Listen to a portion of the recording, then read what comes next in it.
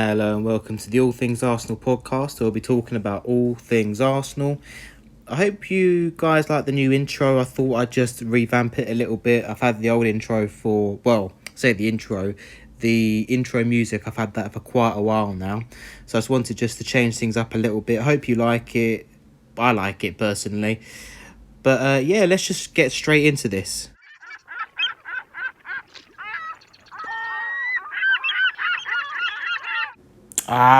Bloody seagulls.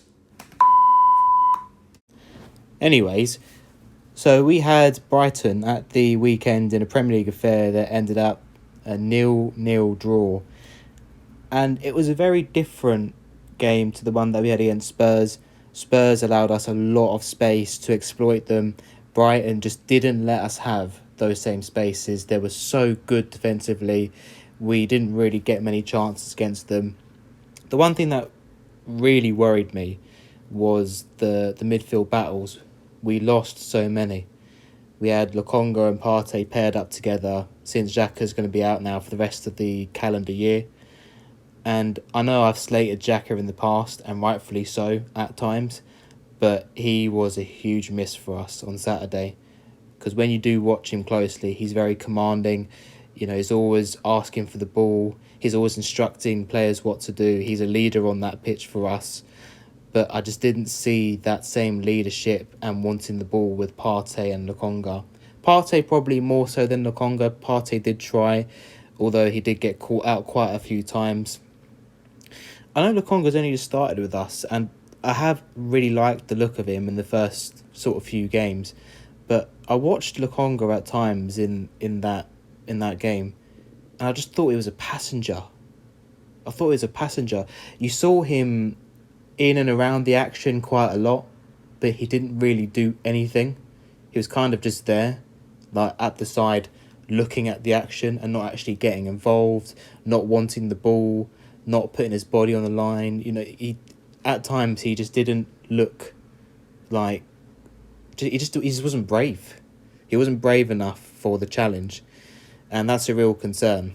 But obviously I'm not going to base his career off this one game. I'm hoping he improves, and you know, he's still adapting to the Premier League. But I was really shocked at how bad our midfield was on Saturday, and to be honest, it was a very difficult game for us. Brighton away. Brighton are on really good form at the moment.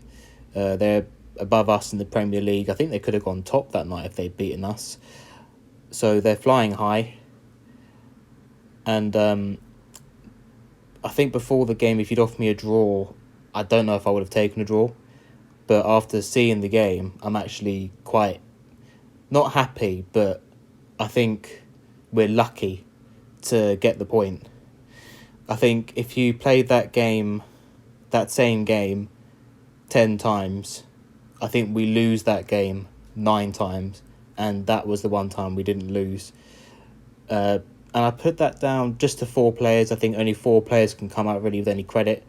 Aaron Ramsdale, once again, really solid goalkeeper, made a fantastic save towards the end of the game. If he hadn't made that save, Morpay would have had to tap him. Not only did he save it, but what I really liked is that he saved it, but goalkeepers can make a save, but then it could bounce straight out to the striker again, and actually that save was for nothing. But what I liked is that he saved it, and he got rid of it and got out of danger. And I think Tomiyasu might have cleared it. So that, you know, he's really safe hands at Ramsdale, and he had a really good performance again on Saturday.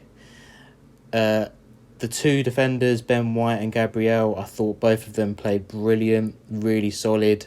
They had a lot of problems to deal with on Saturday night, but they dealt well with them. And the other one is Smith Rowe. He didn't have much joy, but I could see he was trying. He was trying to add sparks to the game. He was trying to turn players and you drive at the defence, but he just didn't have the support, and the Brighton defence were just too big for him, and just, you know, were able to clear the danger. I thought Arteta, I think he got this one a bit wrong. And the reason why I think he got it wrong is not to do with the defence. The defence did okay. I thought Tomiyasu was poor. worst game he's had since he's come to Arsenal. Tierney, very quiet. Midfield, I mean, that probably was his best midfield, but the midfield just didn't click and didn't get as involved as I would have wanted them to. But I take nothing away from Brighton. Brighton were very good, and I've got to give them credit. They made it really difficult for us on Saturday. But where I thought Arteta got it wrong was the striker. So Aubameyang started the game by merit, probably because he scored last week in the North London derby against Spurs. But I just don't think it was the right game for Aubameyang to start. I wouldn't have minded if he came on late on in the game, because what you get with Aubameyang is you get pace, he can run at defence. I think maybe later on in the game he might be more effective. But I think to start him against Brighton's defence, and don't forget Brighton have big guys in defence. Dunk, they've got players who can just bully your strikers, and Aubameyang just didn't really have a sniff, if I'm honest. I can't remember him having a good chance. He was non-existent. But when I saw Lacazette come on, I did see something different, because with Lacazette what you get is you get a bit more physicality.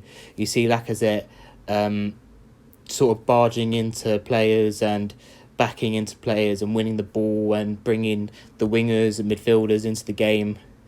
And I felt that Lacazette probably should have started that game on Saturday because of his physicality and the way that he plays. And then if you bring on Aubameyang later on in the game, then the defence might be a bit more tired, and you might be able to slip the ball in behind the defence so Aubameyang could get a chance to score.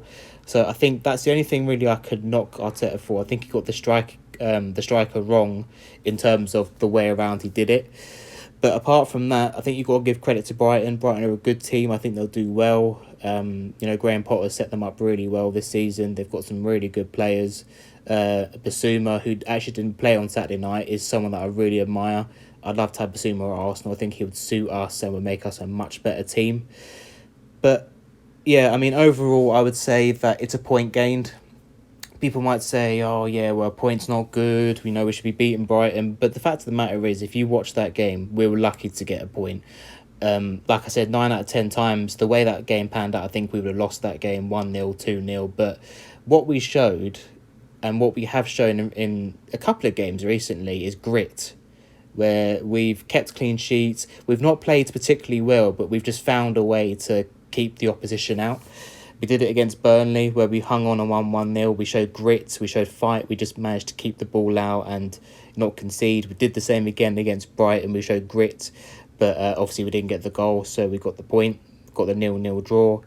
And I think what's important at this point is that we didn't lose. I think if we'd lost this game 1-0, 2-0, I think we go into the international break thinking, oh God, we've lost again, oh dear.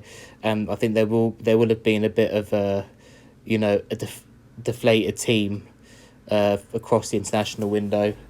But having said that, we did get a point. We got a clean sheet. So whilst it wasn't overall a positive result, I think there were positives from the game. It's funny as well how a lot can change in 4 games. I remember going to the last international break thinking, oh, I'm so glad it's international break. And this time it's like, no, I want the international break to end. I want Premier League football back. Yeah, so let's just hope the results keep going our way and see where they take us. Thank you so much for listening to this podcast. I hope you all enjoyed it. Just something a little bit different today, just to have a little bit of a laugh and just general positive vibes. Let's just hope that Arsenal keep getting the results and keep climbing up that table. Come on, Arsenal. International break, please end.